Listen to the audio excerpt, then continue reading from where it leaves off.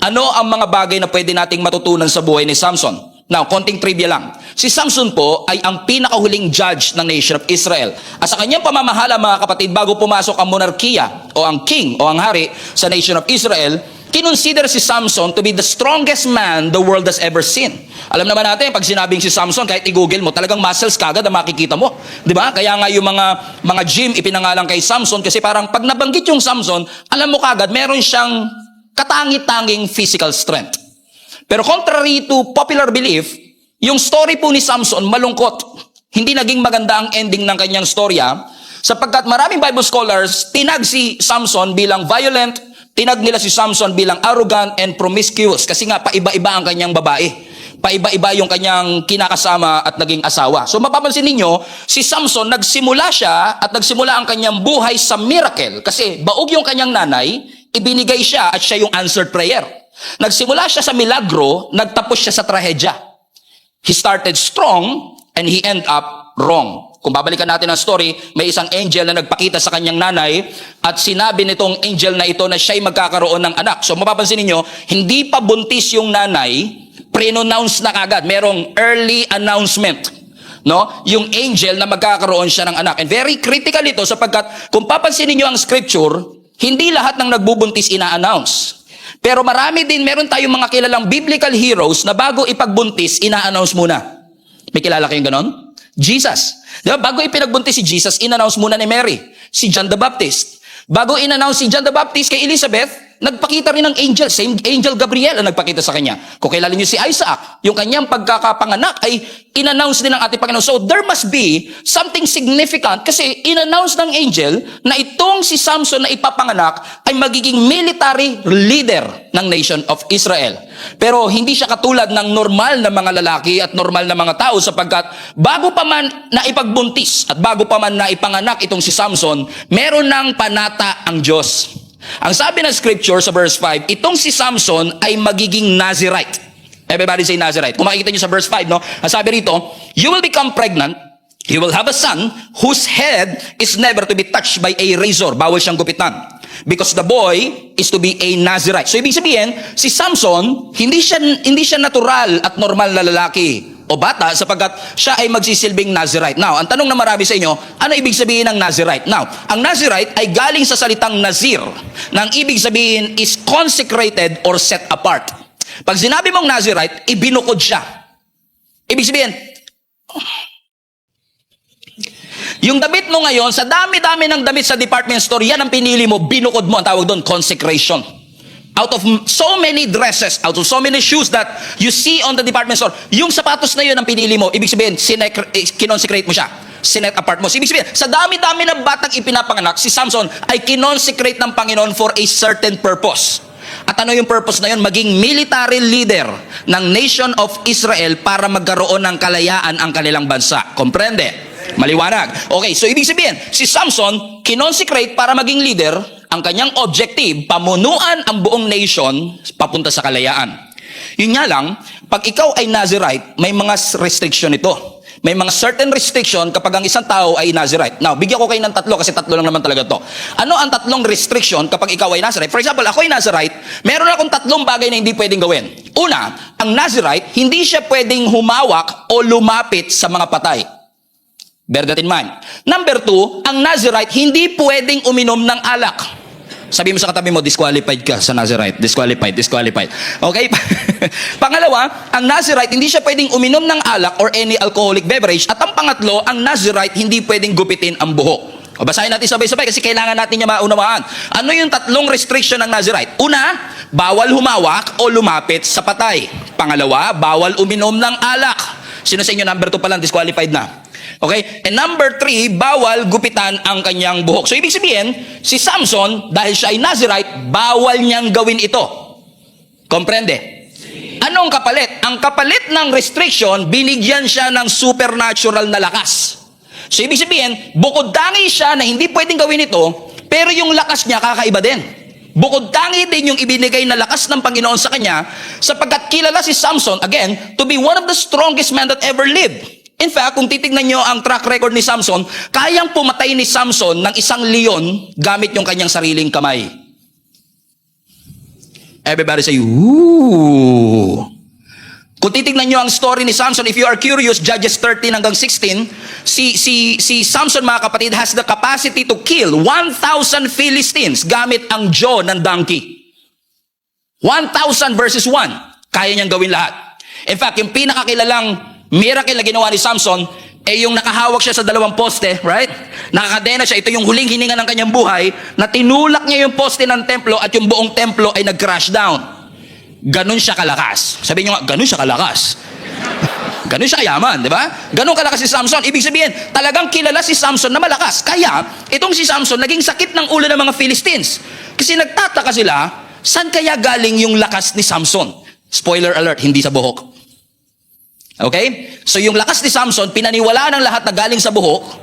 Kaya nga, ang sabi ng scripture, talagang supernatural yung kanyang naging lakas. Kaya naging sakit ng ulo siya ng mga Philistines. So yung mga Philistines, naging curious tuloy sila, saan kaya galing yung lakas ng taong ito? To the point, mga kapatid, tingnan niyo to, no? Si Samson, meron siyang supernatural strength. Pero alam din ng marami sa atin na oo, meron siyang lakas. Pero meron din siyang matinding kahinaan. Ano ang kahinaan ni Samson? In fact, let me rephrase. Sino ang kahinaan ni Samson?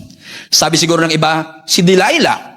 Pero totoo, mga kapatid. Kasi, oo, si Samson, kung lalaban sa mga lalaki, kahit 1,000 pa kayo, kaya niyang patayin.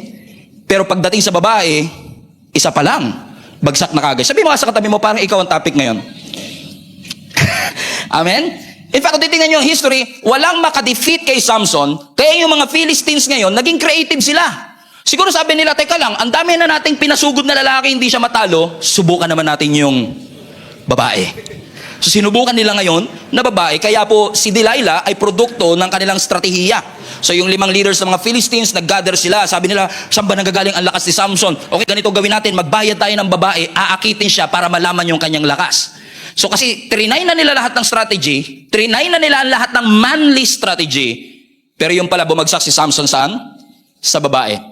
Now, I find this fascinating sapagkat kung titignan niyo po ang kabuuan ng storya, although si Samson ang tinalaga ng Panginoon para ilabas ang mga Israelites sa pag-aalipin ng mga Philistines, because ang mga Israelites have been a slave for so many times. Ilang beses silang naalipin. Babylon, Philistines, Egyptians. Pero itong nangyari sa kanila sa Philistines ang isa sa pinakamahaba nilang oppression. Amen? Kasi kung nakaalala niyo yung verse 1, 40 years silang naging alipin ng mga taga-Philistines. Pero alam niyo, ang sabi ng scripture, si Samson ay pinili para siya sana ang maglalabas doon sa pagkaalipin. Pero kung titignan niyo yung buod ng story at yung kabuuan ng story ni Samson, hindi niya natapos yung pinapagawa ng Lord. Ibig sabihin, namatay si Samson na hindi sila lumaya sa mga Philistines. Question, sino ang tumapos ng trabaho na sinimula ni Samson? Alam niyo kung sino? Si David. Saan tinapos ni David yung oppression? Nung tinalo ni David yung isang Philistine na si Goliath. Amen? Tingnan nyo. Sinimula ni Samson, tinapos ni David.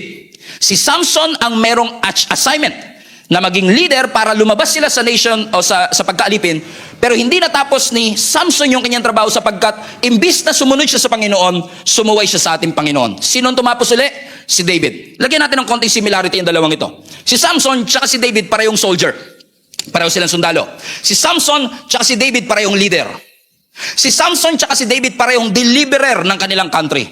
Pero ano ang kanilang pagkakaiba? Si David, in majority of his life, sumunod sa Panginoon. Si Samson, in majority of his life, hindi siya sumunod sa ating Panginoon. Si Samson, judge.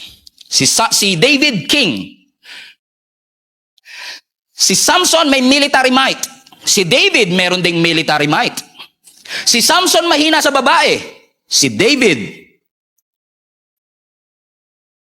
amen, bumagsak din sa babae. Tingnan nyo, si Samson judge, si David king, pero either judge or king, kasama ang kanilang mga military might.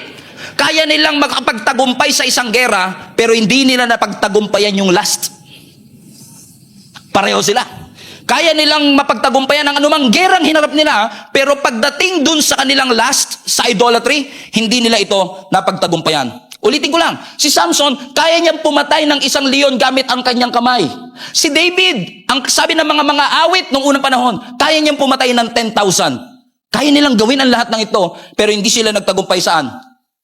Amen? Kaya nilang magtagumpay sa biggest enemy of their life, but they cannot defeat the enemy inside of them. Yung lust. Doon sila bumagsak. Anong sinasabi ng Panginoon sa bawat isa sa atin, mga kapatid? Ang sinasabi ng Lord sa atin, kahit gaano katindi ang iyong military might, kung wala ang Panginoon, hindi natin madidefeat yung mas matinding oppressor, yung kasalanan. Kahit na ikaw ang pinakamalakas katulad ni Samson, kahit ikaw ay pinakatalented katulad ni David, kahit makuha mo ang napakaraming opportunity sa buhay, kung wala ang kamay ng Panginoon sa atin, hindi po tayo makakapagtagumpay. In fact, kung ginamit lang ni Samson yung lakas niya para sa kaluwalhatian ng Panginoon, na-serve niya ang purpose niya. Pero imbis na gamitin niya yung kanyang lakas para sa Panginoon, ginamit niya para ma-impress ang mga kababaihan.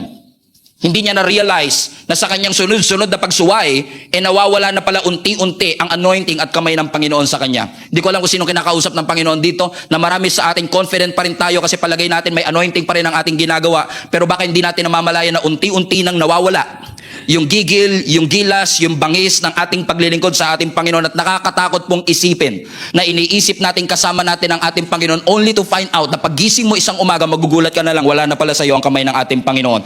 At iisipin nating iniwan tayo ng Panginoon, pero ang totoo tayo ang umiwan sa Kanya. Na hindi ka na kasing excited ng katulad ng dati, wala nang goosebumps na katulad ng dati, hindi ka na kasing passionate ng katulad ng dati, the Word of God doesn't move you anymore, the Word of God bores you right now, wala na dating sa iyo ang salita ng ating Panginoon. At kung tayo ay magiging manhid sa salita ng ating Panginoon at magiging manhid sa pinapagawa ng ating Panginoon, that is a dangerous path. It is a recipe for a disaster. Gini-give up mo ang giftings mo dahil nawala na sa iyo. Hindi mo na malaya, nawala na sa iyo yung kamay ng ating Panginoon. In fact, mga kapatid, kaya ako ito pinapoint out kasi ang mga Israelites have been in captivity for how many years again? 40. Sa Philistines, 40. Alam niyo mga kapatid ko, anong unique sa story na ito? Hindi katulad sa Egyptians. Ang unique sa story na ito, for 40 years, hindi sila nag-pray sa Panginoon na palayain sila ng Diyos. They've never prayed for deliverance for 40 years.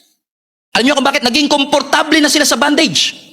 Naging komportable na sila, nasanay na sila, na-normalize na nila na yung buhay na ito, yung pagiging alipin namin ng mga Philistines, could be. Ito na siguro ang plano ng Panginoon sa atin. They gave up fighting for their freedom. Hindi na nila ipinaglaban ang kanilang kalayaan at nasanay na sila. At yung sanang magliligtas sa kanila, na ang pangalan ay Samson, hindi rin na iba. Sa paggumawa rin ng mali, kasi malayo siya sa ating Panginoon. Sabi mo sa katabi mo, fasten your seatbelt, papunta na si Pastor sa'yo.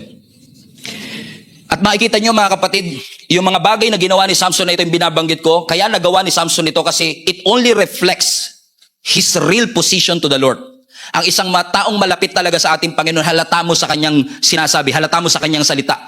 Pero yung behavior natin mga kapatid reflects our position. It could be that some of us are succeeding sa ating buhay, succeeding sa ating mga career, succeeding sa lahat ng ating ginagawa, but failing in our relationship with our God. You might be full but not fulfilled. Makakabili ka ng relo pero hindi ka makakabili ng oras. Makakabili ka ng kama pero hindi ka makakabili ng tulog. Gusto ko lang i-remind ka kapatid na may mga bagay na ino-offer ang mundo na kayang ibigay ng Diyos, pero may ino-offer ang Diyos na hindi kayang ibigay ng mundong ito. Amen? Purihin ng Diyos. Amen? Bakit parang katabi mo topic natin ngayon? So, kung si Samson bumagsak, magkaroon tayo ng autopsy. Tignan natin, ano ang naging ugat ng pagbagsak ni Samson. Binanggitan natin yung Judges chapter 13. Let's go to Judges chapter 14. Punta tayo sa verse 1. Ito ang naging beginning ng pagbagsak ni Samson kasi ang alam ng maraming tao, alam ng maraming Christian, ang naging pagbagsak ni Samson si Delilah. Pero si Delilah is just the tip of the iceberg. Nagsimula ito all the way to Judges chapter 14. Ang sabi ng verse 1, one day, when Samson was in Timnah, one of the Philistine women caught his eye. Hindi to si Delilah. Kasi si Samson, may asawa siya before si Delilah. Amen? So, itong si Samson, nung pumunta siya sa Timnah, merong isang Philistine woman. Red flag. Amen? Walang masama sa woman. Ang masama, yung Philistine woman. Verse 2. So, when he returned home, he told his father and mother, excited siya, Mom and Dad, a young Philistine woman in Timnah caught my eye. I love her. I want to marry her. Watch this. Get her for me. Meaning, I am decided. Nahanap ko na yung babaeng papakasalan ko. Mom and Dad, get them. Kasi noong unang panahon, kahit gano'n naman sa Middle East talaga, yung parents talaga nakikipag-negotiate sa mapapangasawa ng kanilang anak. So, anong ginawa ng kanyang father and mother? Verse 3. So, his father and mother objected. Red flag number 2. Ang sabi ng kanilang nanay at tatay, Tagalogin ko na kagad, Wala bang ibang babae na katribe natin at kalahi natin at naghahanap ka pa sa iba? Bakit ka pa pupunta sa mga paganong Filisteo para maghanap na mapapangasawa? Basa sa huli. But Samson told his father, get her for me, for she looks good to me. Here you go. Here you go. So merong natipuan itong si Samson, taga-team na, Philistine woman. Type na type niya, nabighani ang kanyang mata. Kaya sabi niya sa tatay niya, Mom and Dad, alam ko na, nahanap ko na ang aking mapapangasawa. Sure na talaga ako na siya na talaga to. Sabi ng tatay at nanay niya, sino? Taga-team na po. Bakit taga-team na pa? Wala ba tayong mahanap dito na taga... Now, sa atin kasi, hindi naman masama na makapangasawa ka ng foreigner.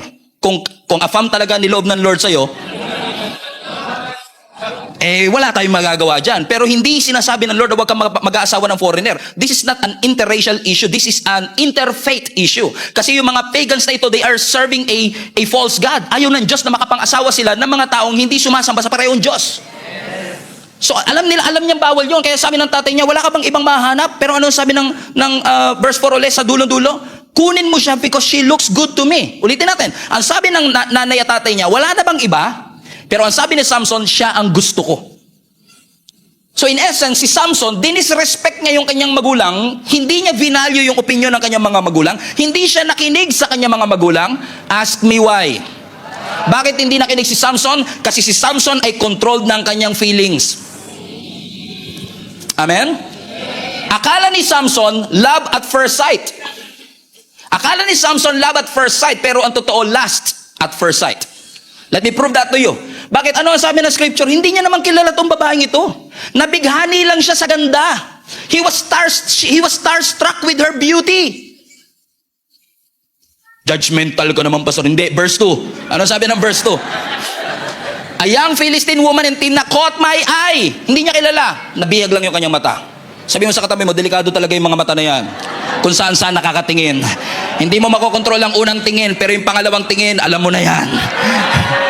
Ano pa sabi ng verse 3? Verse 3, but Samson told his father, get her for me, for she looks good to me. Alam niyo ba kung bakit bumagsak si Adan at Eva?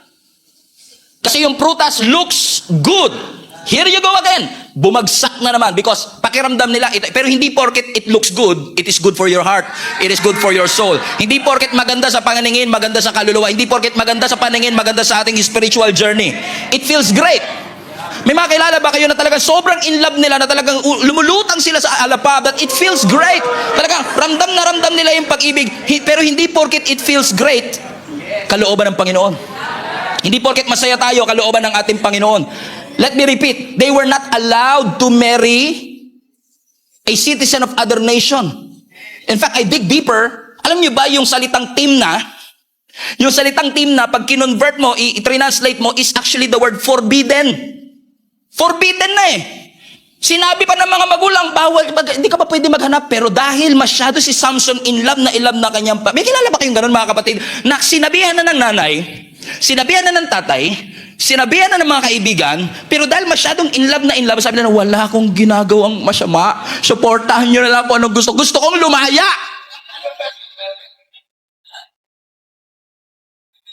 Pinaniwala tayo ng maling katotohanan na akala natin porket tayo ay masaya, kalooban ng ating Panginoon. And one of the greatest damages na nangyayari sa buhay ng maraming Kristiyano is our belief na yung pinapaniwalaan natin, yun ang kalooban ng ating Panginoon. Hindi po porket pinapaniwalaan natin, yun ang kalooban ng Panginoon. What determines the will of God is His Word. The will of God is found in God's Word.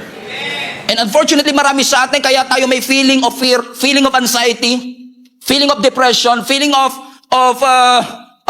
being not enough, feeling of I'm not educated enough, not experienced enough, is because pinaniwalaan natin yung sinasabi ng naririnig natin, ng dyablo. Imbis na makinig tayo at tignan natin ang sinasabi ng salita ng ating Panginoon. Talagang sasabihin sa inyo ng dyablo, wala ka mararating. Talagang sasabihin sa inyo ng dyablo, wala kang kwentang tatay, wala kang kwentang nanay, wala kayong kwentang magulang. Hindi ka nila na-appreciate. Hindi nakikita ng boss mo lahat ng effort mo. You are not enough. You don't have what it takes. Hindi ka mahal ng asawa mo. Hindi ka love ng lolo mo. But lahat ng yan kasinungalingan. And you know it. Alam mo kasinungalingan, but you believe it anyway. And you allow your feelings to affect your decision. You allow your feelings to affect who you are. And you must not allow that. Bakit? We are not called to walk by our feelings. We are called to walk by faith. And instead of controlling our emotions, we allow the emotions to control us. Feelings are dangerous. You know why? Because feelings can change. Feelings are misleading. Sunod-sunod na yung red flags, hindi mo makita kasi masyado kang in love.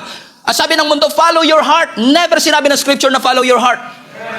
Ang sabi ng scripture, follow the Lord, not your heart. Kasi ang puso natin misleading. Ang puso natin dadalhin tayo sa kapahamakan. Pero ang salita ng Panginoon, dadalhin tayo sa kabutihan. At lahat ng mga nanay, sumigaw ng amen.